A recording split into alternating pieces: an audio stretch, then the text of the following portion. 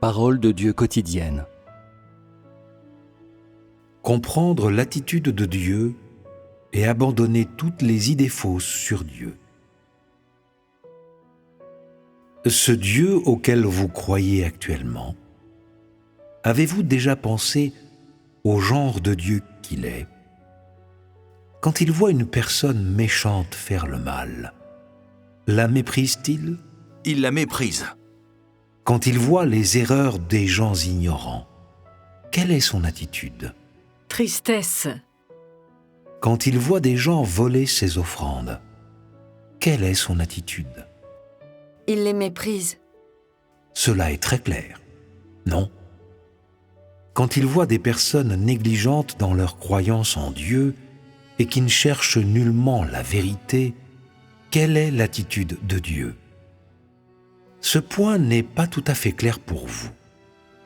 Vrai?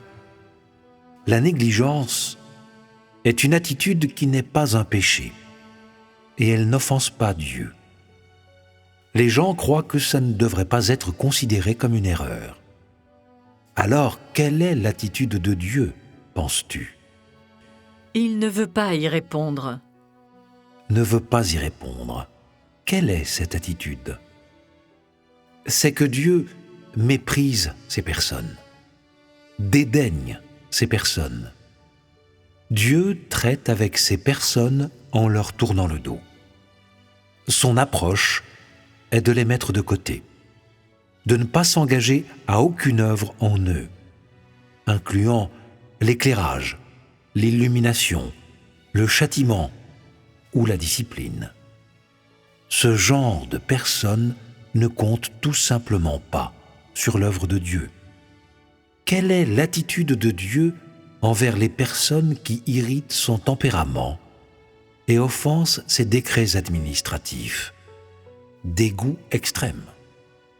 Dieu est extrêmement furieux à cause des personnes qui ne se repentent pas d'avoir irrité son tempérament. Être furieux n'est qu'un sentiment, une humeur. Cela ne peut pas représenter une attitude claire. Mais ce sentiment, cette humeur, produira un résultat pour ces personnes. Il remplira Dieu d'un extrême dégoût. Quelle est la conséquence de cet extrême dégoût? Dieu va mettre ces personnes de côté et ne leur répondra pas pour le moment. Il attendra qu'elles soient triées au moment de la rétribution. Qu'est-ce que cela implique? Ces personnes ont-elles encore une fin? Dieu n'a jamais eu l'intention de donner une fin à ce genre de personnes. N'est-il pas normal alors que Dieu ne réponde pas à ce genre de personnes au moment présent? Oui. Comment ce genre de personnes devrait-elle se préparer maintenant? Elle devrait se préparer à assumer les conséquences négatives de leur comportement et du mal qu'elles ont fait.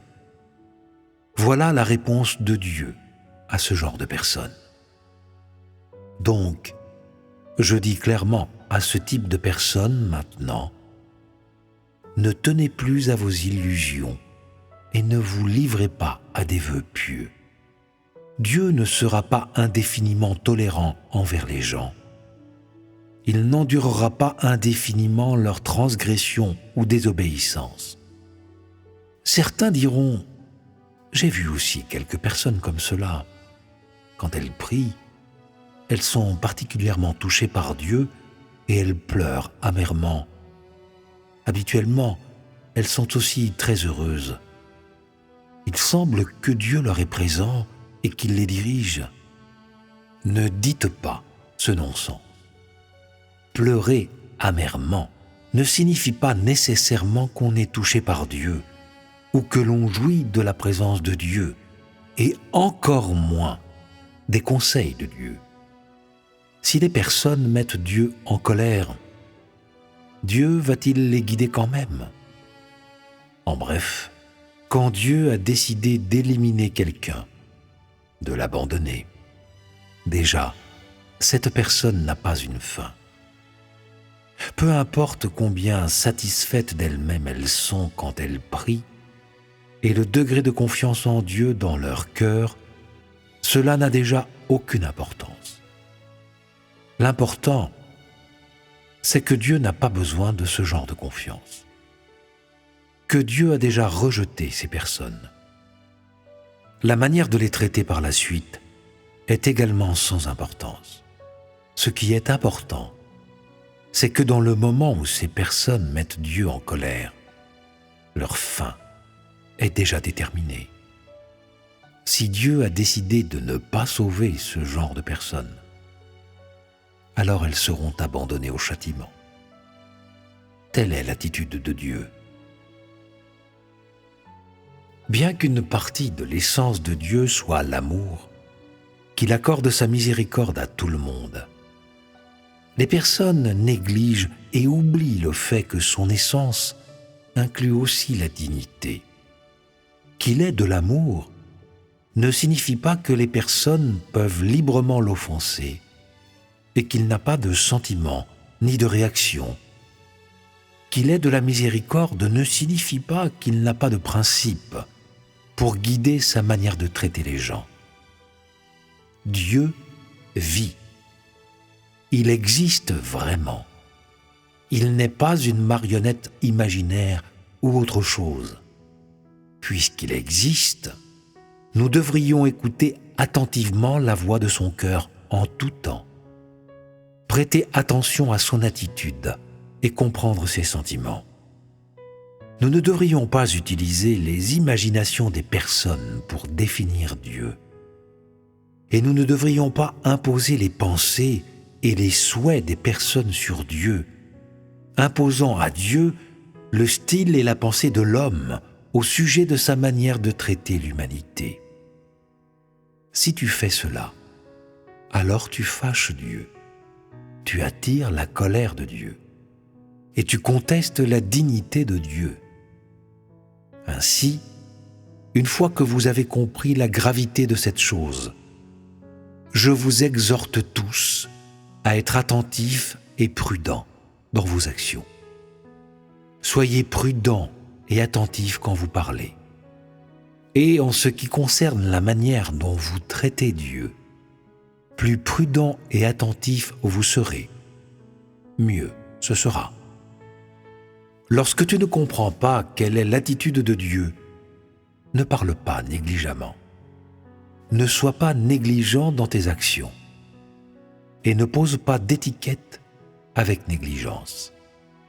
Encore plus, ne tire pas de conclusions arbitrairement. Au lieu de cela, tu devrais attendre et chercher. Cela est aussi une manifestation de la crainte de Dieu et de l'éloignement du mal. Si tu peux atteindre ce but avant tout et avoir cette attitude au-dessus de tout, alors Dieu ne te blâmera pas pour ta bêtise, ton ignorance et ton manque de raison. Au lieu de cela, en raison de ta peur d'offenser Dieu, de ton respect de la volonté de Dieu et de ta volonté de lui obéir, Dieu se souviendra de toi, te guidera et t'éclairera, ou tolérera ton immaturité et ton ignorance. À l'inverse, si ton attitude envers lui est irrévérencieuse, jugeant Dieu arbitrairement, devinant et définissant arbitrairement les idées de Dieu, Dieu te condamnera, te disciplinera, te punira même, ou il te jugera. Peut-être que ce jugement engage ta fin. Par conséquent, je veux quand même le souligner une fois de plus et exhorter toutes les personnes présentes à être prudentes et attentives au sujet de tout ce qui vient de Dieu. Ne parle pas négligemment et ne sois pas négligent dans tes actions. Avant de dire quoi que ce soit, tu devrais penser: faire cela fâchera-t-il Dieu? Faire cela démontre-t-il la crainte de Dieu? Même pour des questions simples. tu devrais toujours vraiment essayer de comprendre ces questions, vraiment les considérer. Si tu peux vraiment pratiquer ces principes partout, en toutes choses et en tout temps, en particulier en ce qui concerne les choses que tu ne comprends pas, alors Dieu te guidera toujours et te donnera toujours un chemin à suivre. Peu importe ce que les gens manifestent, Dieu voit tout clairement, simplement, et il te donnera une évaluation précise et appropriée de ces manifestations. Une fois que tu auras connu l'épreuve finale, Dieu considérera tout ton comportement et le condensera complètement pour déterminer ta fin. Ce résultat convaincra tout le monde sans l'ombre d'un doute.